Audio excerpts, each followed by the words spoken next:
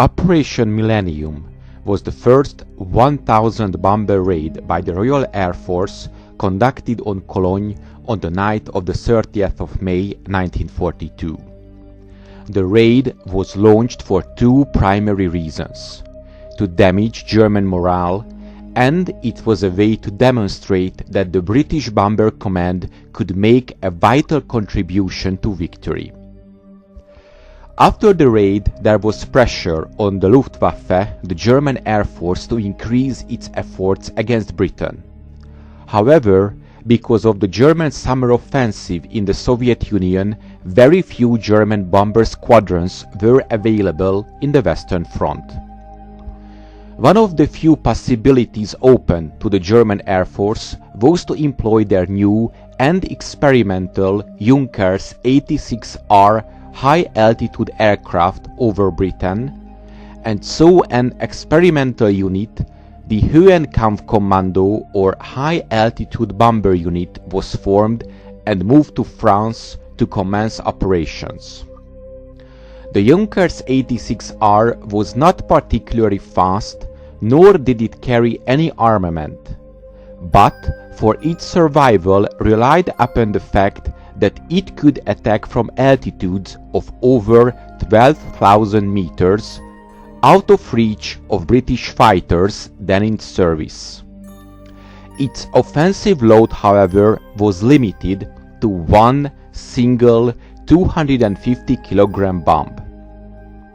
Operations by the Höhenkampfkommando started with an attack on the morning of the 24th of August 1942, followed by sorties to Southampton and Stansted, while on the 28th Bristol was targeted.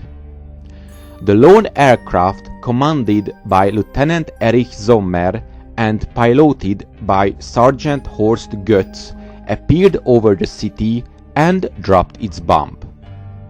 As a result of the subsequent explosion, 3 buses were seriously damaged by the blast. The death toll was horrific, with 45 being killed and a further 45 people injured. In terms of loss of life, this was the single most serious incident to occur in Bristol during the Second World War. The city was once again the target on September the 12th, but on this occasion the lone Junkers again flown by Götz and Sommer. However, the British were prepared this time. The Royal Air Force decided to stop the Luftwaffe by modifying its planes and entrust a special flight squadron with specifically intercepting these missions at high altitude. The particular pilot called upon was Emanuel Galitzin, a veteran flying ace of the Battle of Britain. For this new kind of missions, Galitzin would undergo special high-altitude training in an airtight, depressurized box simulator, where he learned that any movements he made he had to do slowly due to the pressure, and he was even provided with a heated flying suit for the operation. At the same time, after a German plane had crossed the French coast, a specially modified Spitfire 9 of the Special Flight Squadron, piloted by Galitzin, took off.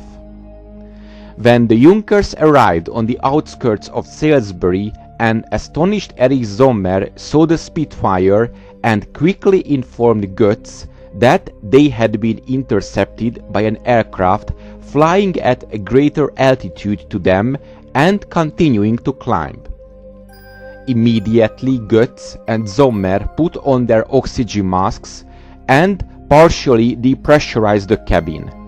They dropped their singular bomb and tried to escape towards the sea. Götz injected the fuel with nitrogen peroxide in order to give more power to the engine and gave his pressure the smallest target to aim at. Galitzin, who was less than 200 meters behind, opened fire. After the first salvo, his port side gun jammed, but the starboard gun continued to fire.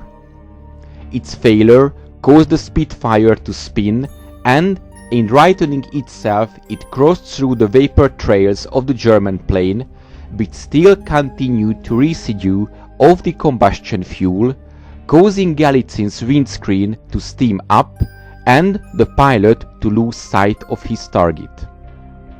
Goetz escaped.